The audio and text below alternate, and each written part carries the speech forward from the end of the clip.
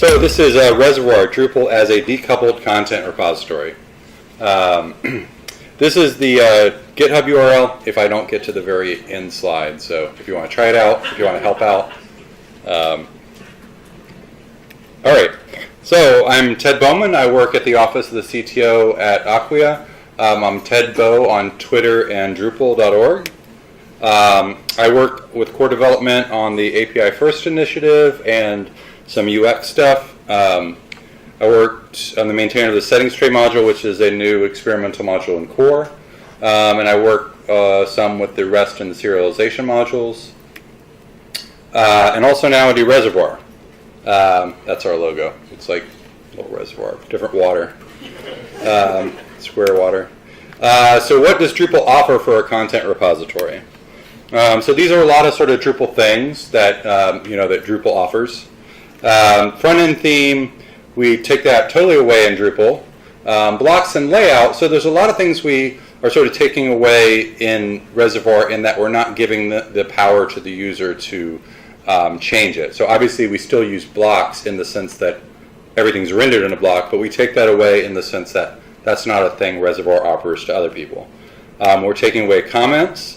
I would even say we're taking away the admin theme because it's just what's there. You don't actually change it, so it's not a thing as far as a feature. We're thinking about taking away taxonomy, and I'll talk about that later. So a lot of what Reservoir is right now is taking stuff away in Drupal, but you can still see that does leave a lot of stuff that, that Drupal still offers. A lot of what we're focusing on in Reservoir is content modeling, content editing, user management, and access control. So I think that Drupal is really good at content modeling. It's really good at user management and access control. Probably not content editing as far as what people are used to on the web these days. I wouldn't say like the interface of content editing is probably what people expect. So Reservoir is basically Drupal 8 with some sort of other standards that we've added on. So the JSON API standard, let's actually go through these. JSON API is popular specification for defining API endpoints, and it's not Drupal-y. Open API is popular specification for describing API endpoints. It's not Drupal-y. So this is something that you can hand off a Open API file to, tens of, I think there's actually like 60 or 70 like different things that understand the Open API specification. So this will tell the other things about your endpoints, about your schema. So we're really emphasizing on like how do we get this stuff out of Drupal as far as like JSON API, or just describe it and get it out to things that don't need to know it's Drupal. In Redoc, I think it's a good logo, but it's like hard to read. So Redoc is a way to which maybe makes it not a good logo, but so provide simple JSON API docs. We were using, I forgot what we were using before, Swagger UI, but it's really easy to swap out for another one. You can actually take the Open API specification and then take it to some other tool to make the docs, so if you don't want your docs in your Drupal site. So basically, these are the modules that allow us to add those things: JSON API, Simple OAuth, Open API, and the Schemata module. I think these are actually the only modules besides core that we have. And so would like to thank Matteo for the JSON API and Simple OAuth, all the stuff he's worked on that. It's been great. You may not recognize him from that, but he's in the room. So what does Reservoir look like? That's a reservoir. That's not our reservoir, but okay. So we basically have these 5 things up at the top, and so manage backend takes you back to all the Drupal-y stuff, the configuration page, obviously your admin. What we're looking at now is the content. So this is really just sort of standard Drupal. Again, a lot of what we're doing is taking stuff away. But when you actually view the nodes, since we're really we're never thinking that anybody who doesn't log in is ever going to see a node on the Reservoir site, we have the view to the left, and then we have the JSON API representation on the right. So we're really focusing on, hey, do not use Reservoir to render your content to anybody besides people who are logging in. The other thing that we're doing here is we're providing docs, again, via a combination of OpenAPI, which is built on Schemata, and then Redoc. So this is an example of the JSON API for content articles. So you have the different methods on the left, and then you have all the way on the right, you have an example response. There is a possibility in the future for doing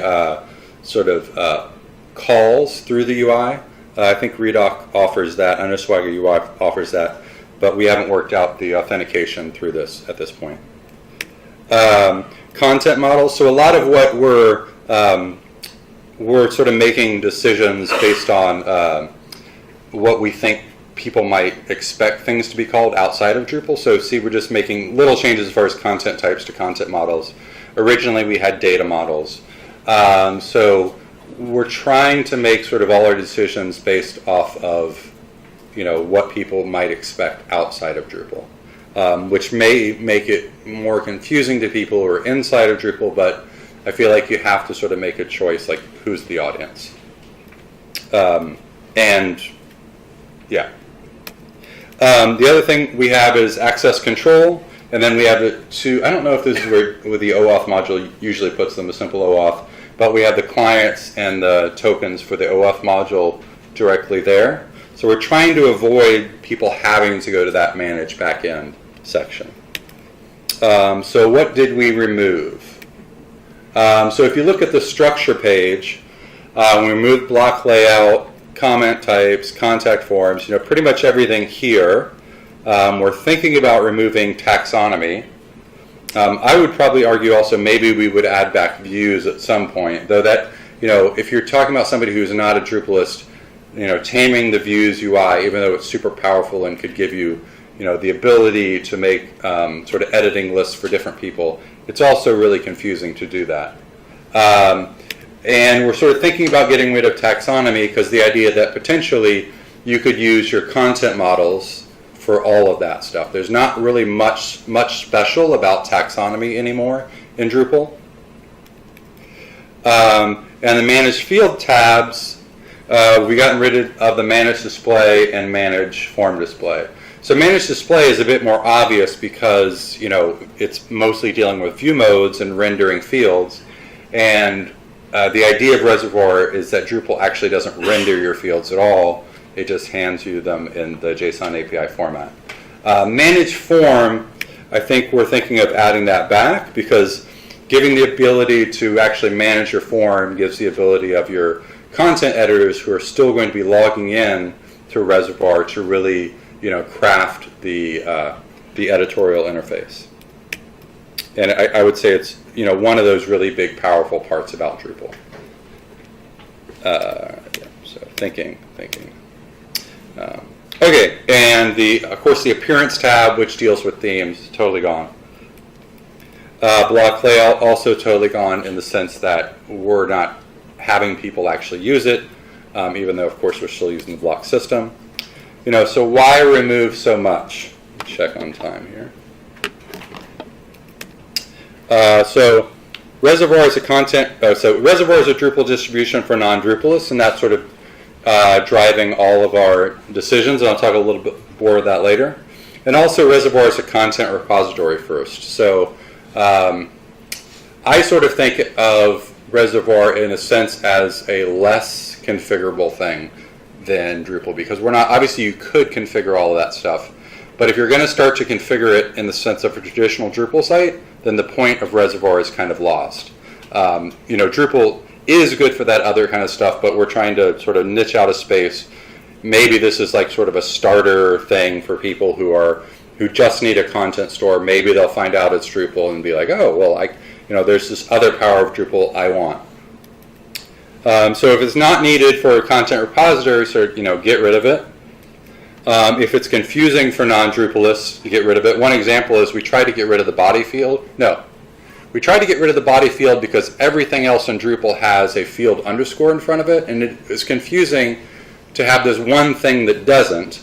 That's a case where we actually didn't get rid of it because it basically means that anybody who wrote any kind of like simple client that works against JSON API would not work against Reservoir. So in that case, we sort of veered against something that might be a little bit more confusing. But we're trying to look at it with the eyes of, okay, there's a lot of stuff that probably, and we haven't really got to the point where we've been able to get it in front of a lot of non-Drupal people, but there's probably a lot of stuff in Drupal that is really confusing, that is hard. If you're looking at Drupal day to day, it's sort of hard to see that it might be confusing. So how do you connect to Reservoir? Anybody get it? Okay, so Waterwheel.js. So it also works with vanilla Drupal, also works with Contenta, which Ed mentioned earlier, and there'll be a talk about right after this. That is, Matt Grill did that. He's somewhere in the room. Yeah, there he is. This is how Matt works. He has this sort of minority report thing with his hands, and so he's able to code that way. It's amazing. Okay, so basically, you have your configuration for connecting to a Drupal site. You provide it the OAuth information that it needs. It's made to go against either the server, or this is the going against the browser example.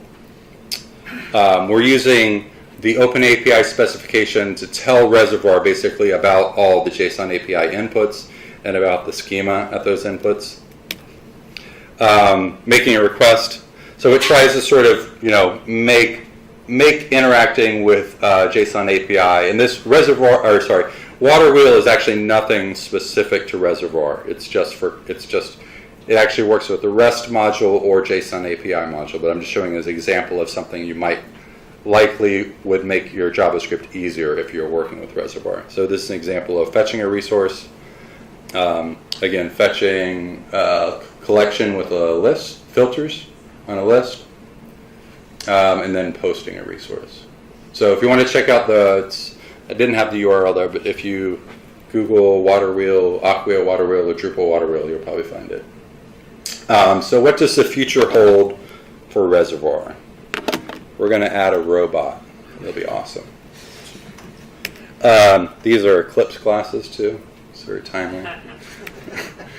So obviously we could start to add some other stuff that Drupal core already has that we're not really surfacing, like content translation. So I think a lot of this is like, how do you convince somebody who's not a Drupalist to actually use this? So I think surfacing a lot of other stuff that Drupal core does but might be kind of hard to figure out would be good. So content translation.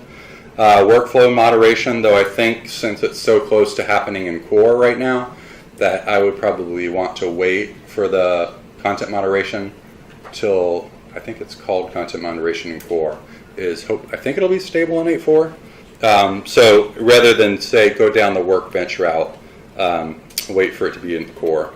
So again, Reservoir is a Drupal distribution for non-Drupals, so that's kind of going to decide what we want for Reservoir's future. But the question is, is this really a thing? Does anybody want this? Because, I think the question is, how do you convince a JavaScript developer to take on a huge PHP application? And I think that's something that we haven't, that's the question, but I don't think we've answered it yet. Obviously, the data modeling and the stuff that Drupal gives you potentially would be, what brings people to it. Removing more Drupalism so it's sort of less confusing would be one thing. Making it, I think, a big thing would be making it easier to set up. And, something like Docker could be, you just use Docker, it'd be super easy. I was told that's not a thing. But potentially, looking at ways to make it so that there's a lot you have to know to keep up a Drupal site as far as upgrades. One thing that I think, we're trying to look at Reservoir is to not say, okay, it's a super, super flexible system where you can just grab modules from wherever and add it. So technically, yes, you can. But you need to be a Drupalist to do that, really. And if we're targeting, I feel like if we're targeting non-Drupal people, we can't say, yeah, just throw modules at this to do X, Y, and Z, because then we're really not targeting non-Drupal people. So it's a lot about adding at least a base functionality that could compete with stuff like Contentful or Prismic and stuff like that, and not compete against the flexibility of Drupal itself, because I don't think you can compete against the flexibility of a generic Drupal site and actually make it useful for anybody who's not really familiar with Drupal. GraphQL. So there is a GraphQL branch right now, and I had thought about, well, I'll just add it and push it out there and get somebody to review the pull request, and we'll have it for Decoupled Dev Days. But after looking at it, it seems like because it ties the module seems to tie a lot of stuff to view modes, which we're intentionally hiding from the user. So we can't hide view modes from the Reservoir user and then expect them to know what they are when they're dealing with the GraphQL module. So, if we're going to use Reservoir and GraphQL and Reservoir, does that mean that we have to simplify the GraphQL user interface? Does it mean we sort of hide most of the configuration from them and just have it set up by default? So that really is something that maybe we'll work on tomorrow, start to think about tomorrow. I'm not sure if the documentation, though, maybe it's there and I haven't found it, but I think the documentation is for the previous version. So I would love to add GraphQL, but right now, since we have JSON API, I'm going to be working with GraphQL and looking for help on GraphQL. We've talked to Fubi, who's interested in us getting it in there, so I just did it yesterday, so I haven't had time to reach out to him, but I think that would be a big addition. If we could do it right and sort of use it in a way that it's really just as a content store and hide some of the stuff that ties it to Drupalisms that we're intentionally hiding. Working with Contenta. So Contenta is the next talk, and you'll see a lot of similarities. We're built on a lot of the same technologies.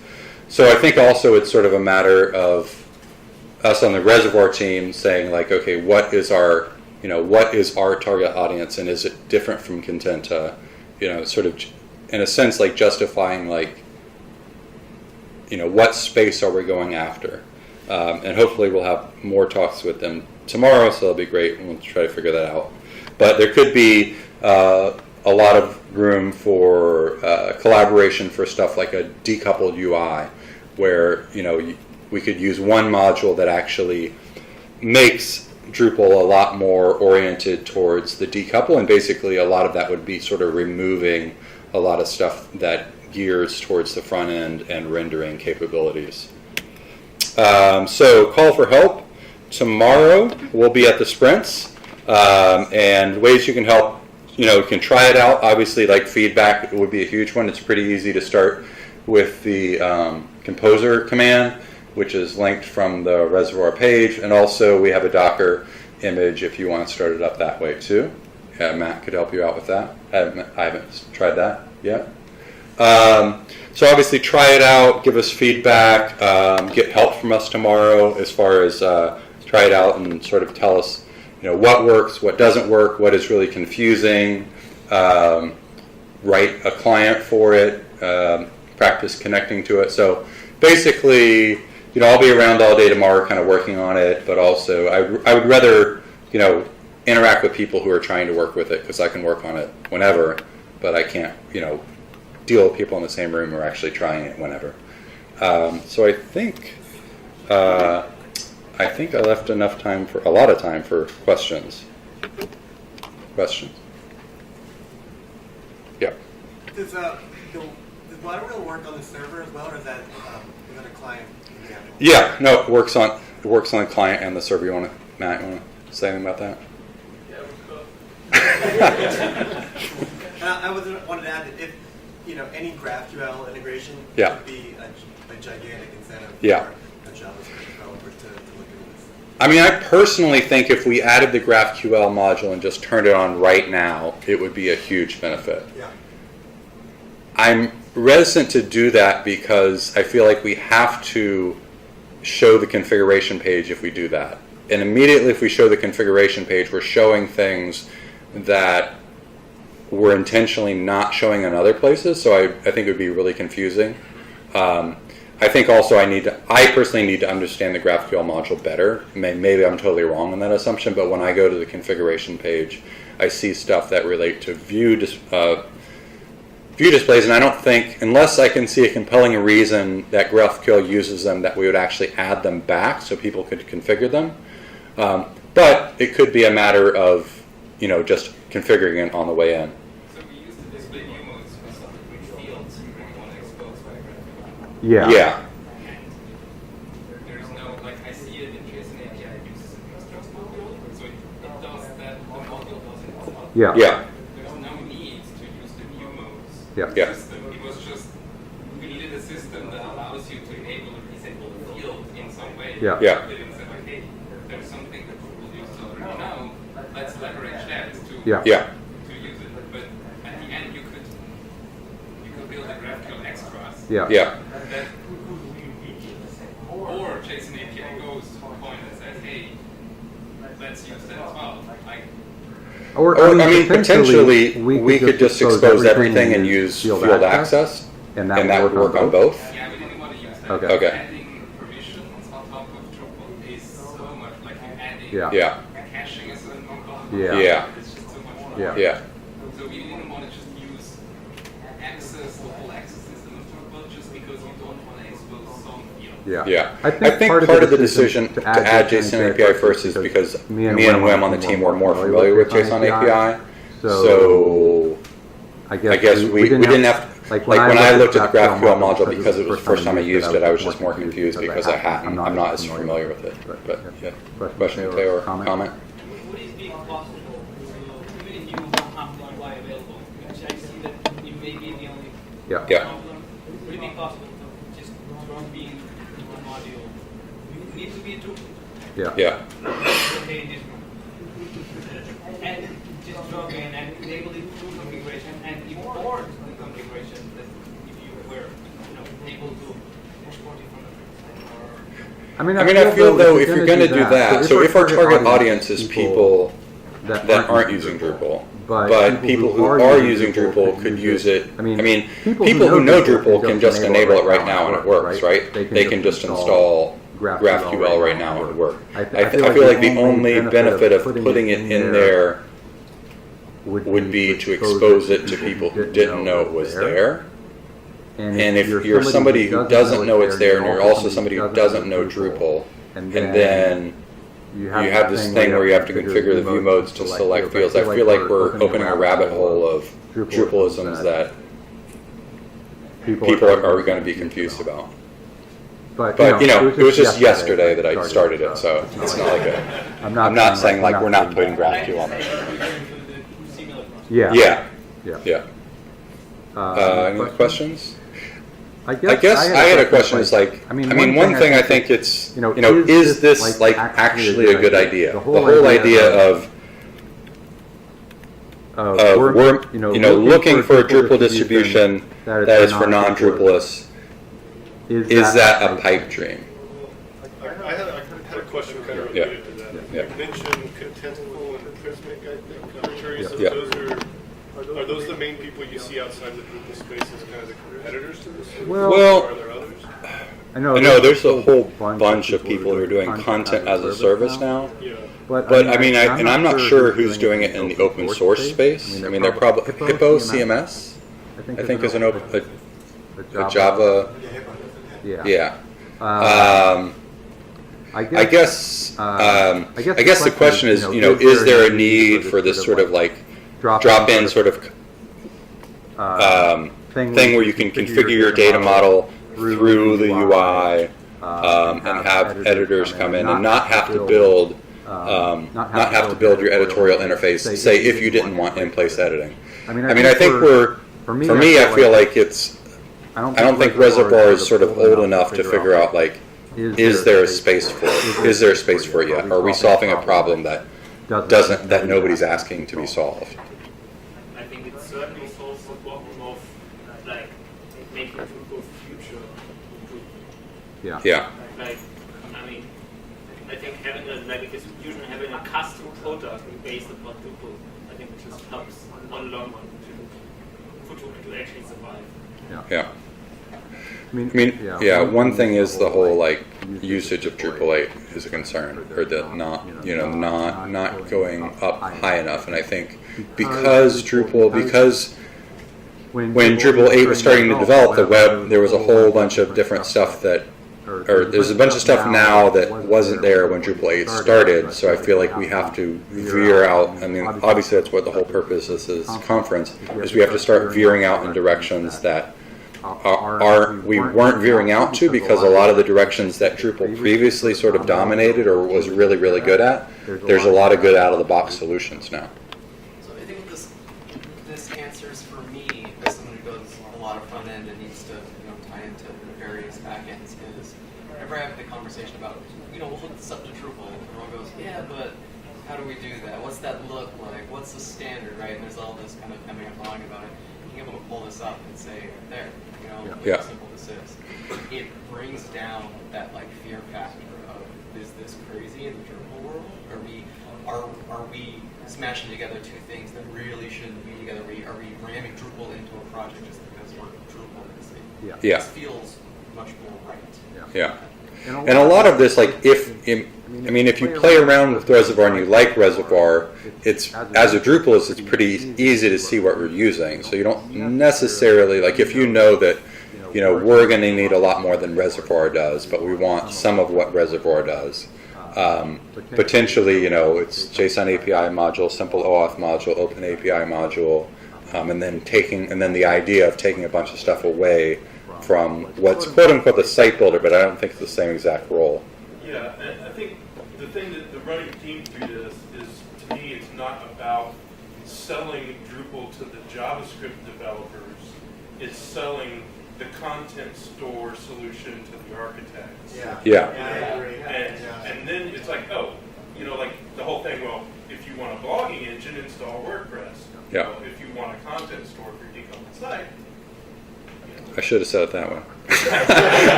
Also, to build on that, I think it puts Drupal in a space that Contentful is in, which is kind of a niche within the CMS space, which is this kind of purist, what is a CMS? And a CMS at its core is content modeling, workflow, language support, all these things. And a lot of architects right now are trying to look for this pure microservice composable modular approach, and this will put us in the space.